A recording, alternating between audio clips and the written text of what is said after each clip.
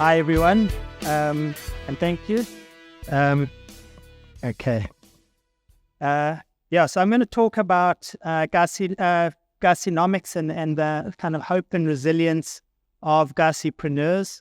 I stole this line from a colleague of mine that I'm a passion-fueled optimist. Is that better? Okay. So, I started my life, as Alex said, in a mud hut in a Zulu village. And I moved to the city and I started as a bricklayer. And I went on into a marketing business and I kind of made a small fortune in the kind of old-fashioned way. I didn't start with a large fortune. I tell you this because I actually am not a researcher. I'm not an author, although I've written a few books. I've actually run businesses in the townships, and all I'm going to tell you about is real stuff. And I believe that the future of our country is going to be powered by informal sector entrepreneurs, the gassipreneurs, as I talk about. And that, I see myself, I used to be a political activist. I see myself as an economic activist. And I believe most of us here should start considering that. And I think one of the themes maybe of this conference has been about how much more we should all be doing and standing up and doing. But moving into this, let me tell you about Nomgqibello's delicious treats. Nomgqibello has a little bakery behind a forum house in Soweto. And as you walk into her little kind of backroom bakery shack, you kind of stoop to walk in, and on the outside is this little sign made out of kind of old piece of corrugated iron, and it says Nomgqibello's delicious treats, and it has different prices there. It has like biscuits, a packet of 4 is 12 Rand. She has scones, a packet of 4 for 15 Rand. She has queens, which I believe is a kind of scone or biscuit, for 12 Rand. And then she goes on all the way to where she has 10-liter biscuits and scones and queens, which sell for 250 and 350 Rand and so on. And as you walk into her little shack, on the left-hand side, you find this industrial size dough mixer and a little fairly large domestic stove. And on the right-hand side, there's these piles of Supreme 10 kg bags, almost like a room divider. Behind the 10 kgs of Supreme flour, she has a big double bed squeezed into this tiny flat little back room. And she's got a very colorful duvet and pillows, and it's all been made to look really pretty. They've even done oak paneling on the walls of the corrugated iron shacks, and she lives there and she bakes on the other side. And she works in that place, and on the side of the kitchen are these piles of buckets, 20-liter and 10-liter buckets that her husband sells to the street traders who are on every street corner selling these biscuits out of these 10-liter buckets. And he gets his orders on WhatsApp. He even gets live locations. So sometimes the hawkers are moving street by street selling these biscuits, shouting as they go, "Scones, I'm a queen," and whatever. And as she goes along, doing this, as they're doing this, they're running out of biscuits, so they send him a live location, and he has to run down the road, catch up with them. And she is one of about 10,000 township bakers who do this about 10 to 15,000 Rand minimum a month from their little bakery. Oh, that's the kind of profits they make from that business. She is what's hammering these businesses is load shedding. And so just at some time she has to wake up at 3 a.m. She follows the load shedding schedule as accurate as it may be. And at different times she has to kind of start baking where she would normally be doing it at a different time. So there's about 10,000, as I mentioned, of these township bakeries. And I work with Supreme Flour on a program where they're in a WhatsApp loyalty program. And she now today sends in pictures of her Supreme till slips, and as a reward program, she can earn things like baking equipment. She's recently earned a generator to kind of offset load shedding and so on. On the other side of the scale, we have a guy called Skuboko in Inanda in KZN, and he has a shisanyama in a tavern, and he's using the cash from the shisanyama and tavern and building back rooms. He's got 3 blocks of flats, double story, and he's got 28 rooms within those 3 blocks of flats. Every month he buys building material, and then once he's got enough, he phones a builder and the builder starts building. And he rents these out for about 3,000 Rand each. And there's a massive backroom building sector and a massive need for back rooms. One of the people that Alec and I interviewed, who's an entrepreneur, is a young lady called Dabi Singh. And Dabi Singh has 11 back rooms behind her house in Soweto. She rents out for about 3,000 Rand each. She bought a house, demolished it, built some more back rooms behind that, and she has another 11 back rooms behind there. And this backroom rental sector is massive. She earns about 148,000 Rand a month going into a bank account for backroom rental. And the reason this backroom rental is so big is that we have a massive society of 1 and 2 bedroom, 1 or 2 people households. In fact, the structure of our society has changed dramatically. Only about 8% of people live in informal, 8% of households, about 1.6 million people live in informal dwellings.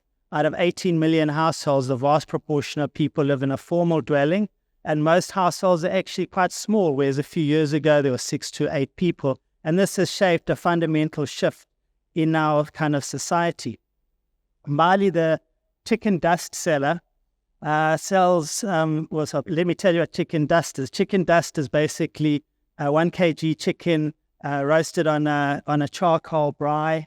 And it's called chicken dust apparently for 2 reasons. The one is that it's on the side of the road, so as the vehicles go past, the dust comes up and goes onto the chickens. And the other idea is that they sprinkle spice on, and that's why it's called that. Having tasted it, I'm pretty sure it's the spice, like the dust. And she sells 1,000 chicken a week. She buys them for 50 Rand. It used to be 40 Rand. The price have gone up, and sells them for about 110, 120 Rand each. She makes about 20 Rand profit per chicken on that. So she earns about 20,000 Rand a week. And she is one of about 50,000 what I call gassipreneurs outlets selling out of home or fast food in the townships. And they turn over about 90 billion Rand a year. Over and above that, we have about 45,000 licensed taverns who also serve food as well as alcohol, and they turn over another 110 billion Rand a year. So you're talking about a 200 billion Rand a year sector just within the alcohol and fast food outlets. And these fast food outlets are booming. They're booming for 2 reasons. The first reason is most of those people who live in a little one-room units don't want to cook food in that home, so they actually walk out and rather go and buy that chicken dust or a gorda or something out there. And the second one is load shedding. Most people, because of load shedding, will actually rather go out and buy something out there. The other person is Zuzi. Zuzi has Zuzi's Weigh and Pay, and it's basically a little spaza shop, and in that spaza shop, she supplies items primarily focused on Mambara Week. Mambara Week is that last week of the month where the month is longer than your money, and you're kind of short on cash flow. And what she does is that you can buy 1 egg, 1 tea bag, you can buy 1 nappy or 2, you can buy 5 Rands worth of sugar or maize meal in a little scoop or weighed. And she wants to have this huge network of Weigh and Pay stores supplying this. And Zuzi said that she knew she had made it when she wanted to get supplies of maize meal from the mill. And so she phoned around. Eventually she got hold of, I think it was a Mr. Duplessis. And Mr. Duplessis, after a bit of cajoling, and Zuzi's a very kind of charismatic person, she convinced him to supply her with maize meal. And he said there were 2 conditions. One was that she had to fetch it herself. He wouldn't deliver. And second of all, she had to pay cash. And she said that apart from the fact that Mr. Duplessis allowed her to really get ahead in life and be successful, she knew she had made it when she when she went onto the weighbridge at the mill. She loaded up the maize meal in a little polo. The lights were staring up in the sky. She had to lean forward and sit up to see over the bonnet. The bumper was scraping on the ground. And as she sat there on the weighbridge, in front of her was this link, this horse and trailer, ShopRite truck that had also loaded up with maize meal. And in her mirror, she could see the Spar horse and trailer loaded up, and she knew she was there now. She's here with the big guys. And Zuzi is part of about 100,000 spazas and what I call spaza supermarket type outlets that turn over 187 billion rand a year.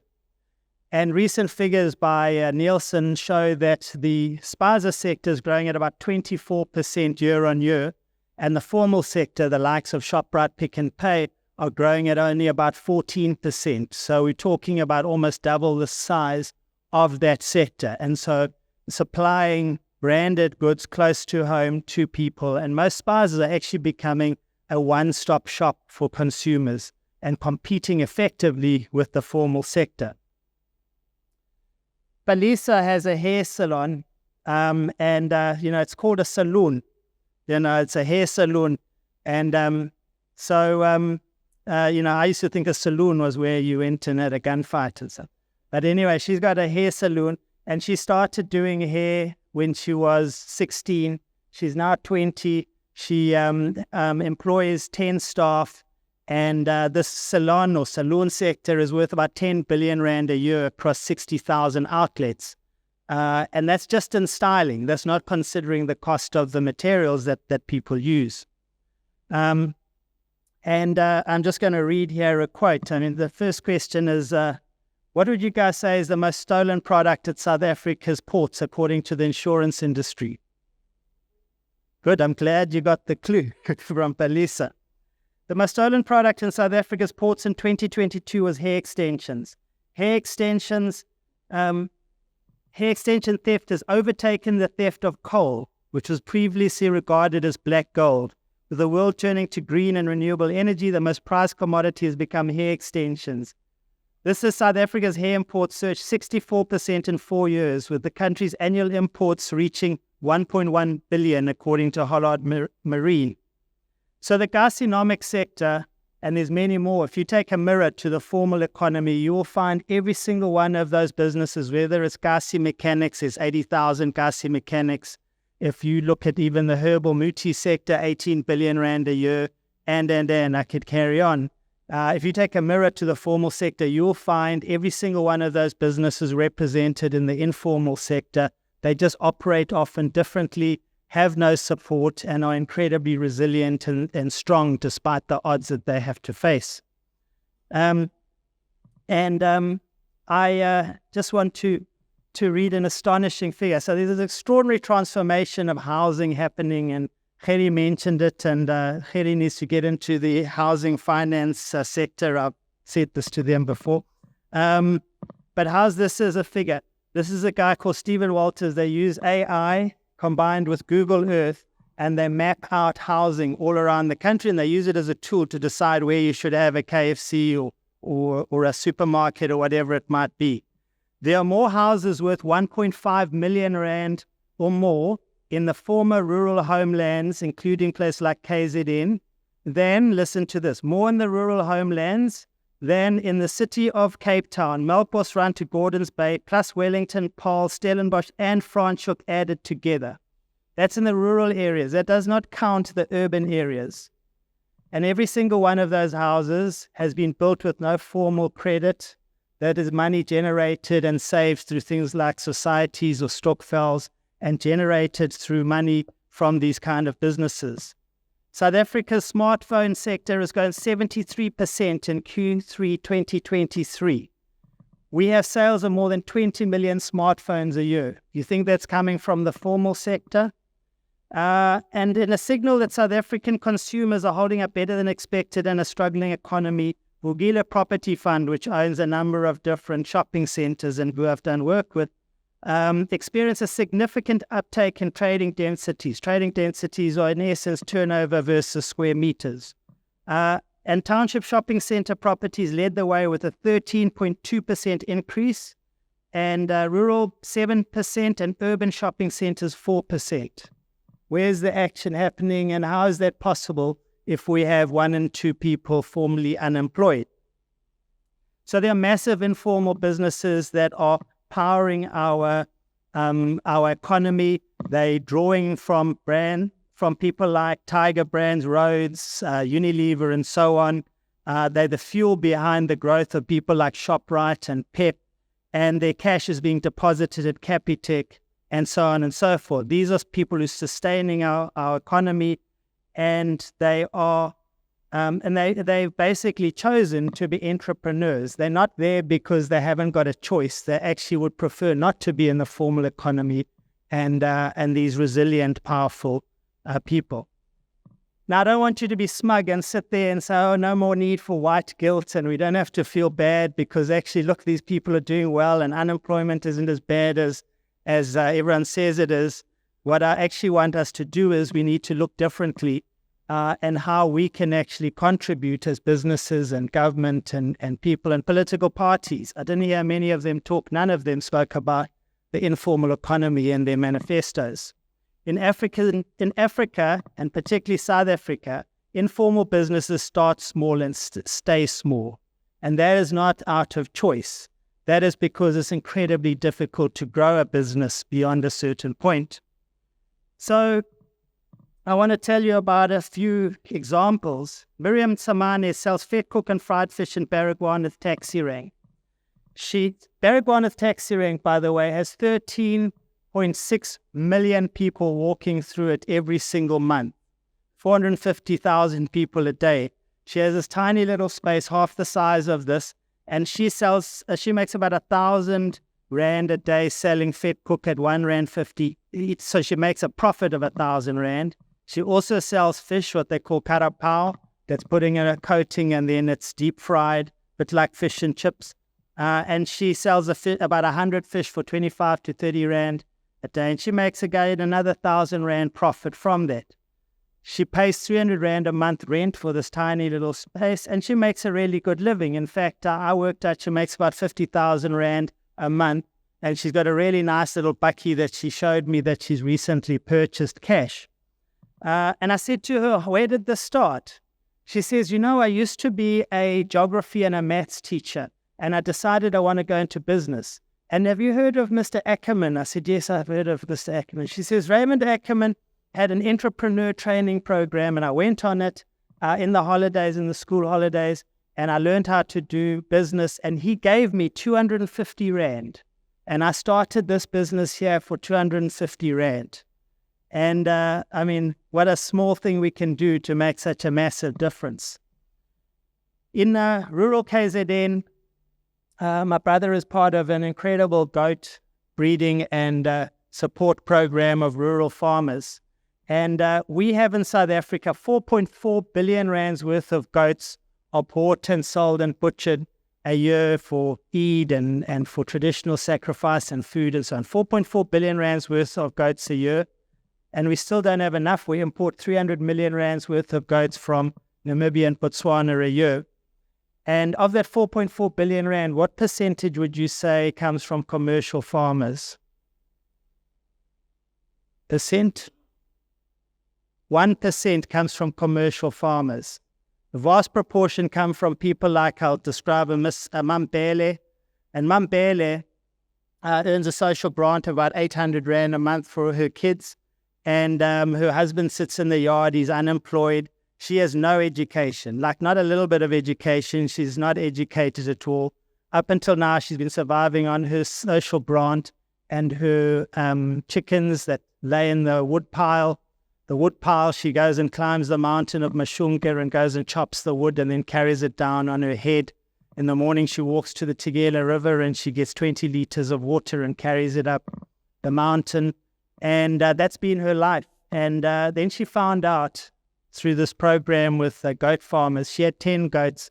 She discovered this program. And in this program, it's very simple. They train people on how to breed and look after goats. They've got what they call cows, community animal health workers, who set up a little veterinary spaza shop where you can get antibiotics or whatever you need for your goats for 10 rand a treatment.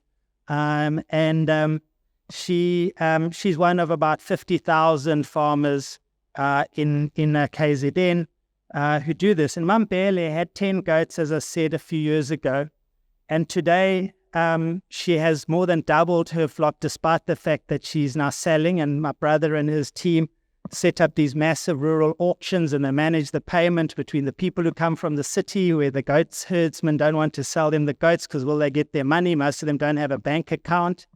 Anyway, she had 10 goats. She now has more than double that. And last year she sold 50,000 rands worth of goats, which is 8 times her monthly income. And each month she carries on doing that. And the organization that is helping her do this, they generated about 250 million rands worth of goat sales for rural housewives last year. And they get no support. The KZN government spoke about them in the State of the Nation speech. They offered them funding. They've got the first batch of funding, and then apparently they got the rest, but it never happened. The officials stole it, and they're sitting in arbitration. And the point is about this is that, all the proceeds of my book go to Mtugajani, but so maybe buy some and you can contribute that. But the point is that there are very few, but there are these people who are helping in that space. They get very little support. And what are the different ways we can make a difference to this sector as the future of our economy?